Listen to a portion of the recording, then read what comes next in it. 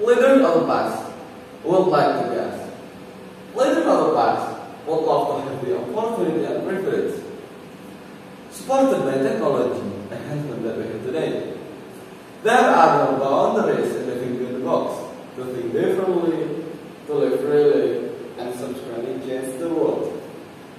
Whether it includes music, a game, or running business, or leading on community change, our new generation must not do it in behave. Not many of us will not live through the groundbreaking events of the 20th century, but we live it and benefit from the changes they brought about. I'm sure we all admire those of Alan Turing, Muhammad Ali, Sukarno, Holiday, and the civil rights movement helped forward great meaningful and lasting change. They are just three examples of people who live in the box. So, here is the question for us. Can we imagine the impact of the leadership of the past would have if they were one within our generation now? Assalamualaikum warahmatullahi wabarakatuh. Beloved judges and teachers, lovely audiences. I'm Nabil Aqilatha Rahardian from Roushon Fikr Timur High School. As I'm standing here, I like to deliver my speech about what it's like to be on, or more specifically, what it's like to be an Indonesian. The now generation, or what mostly people call our Generation Z, is cohort born between 1995 to 2010, and slowly we've become the first middle generation who no longer needs to create a full strategy. There's an influence of thousands of people, which is good to see the power of this host when every gender has a platform that can voice their opinions and ideas. Even though you can just randomly open your phone and you'll probably find argument of your friends talking about a trending news topic as if they were some sort of expert. This concept alone takes our entire generation and puts us in the box. Why? Well, because my parents grew up in the same and not heard. Whereas I'm growing up in generation where I can reach 1,000 people like that. So it's early. Because my generation is super different. We are the first generation who are be able to pursue our passions at any location, at any time, with any identity, but most importantly, to any given level. Ladies and gentlemen, Indonesians, known as the lottery directors that are to be developed and raised, especially by us, young generation.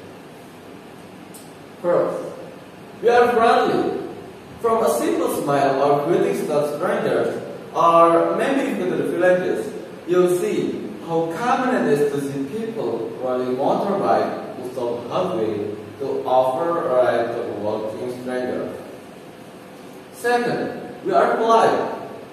Indonesians rarely meet other people without a friend, but polite handshake, even when they already know each other. We refer to other people with titles like Pa, Bu, and Ka all the time, and it's not lip service. Third, we are humble. Have you experienced visiting your friend's home and hear them say, "Come to my humble shack"?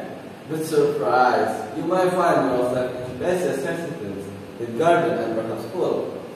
Indonesians are not as obsessed with vanity as most people. Fourth, we are used to diversity. It's hard to be judgmental when you are then exposed to the differences in diversity.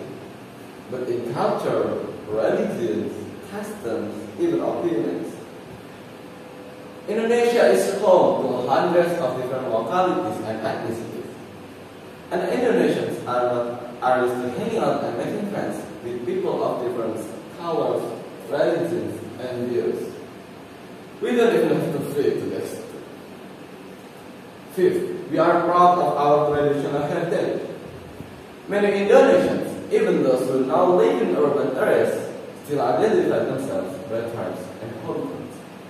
We have this interesting balance of both modern and traditional. And the last, we are spiritual. Indonesians tend to take their spiritual beliefs very seriously, especially those who live traditionally. We live fascinating lives guided by solid beliefs and principles that are often manifested in lively ceremonies and customs.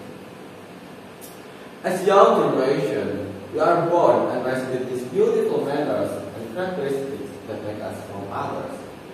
As a home of countless natural wonders, it will be nothing without these beautiful people who create fascinating culture and extend our art to welcome the new global world.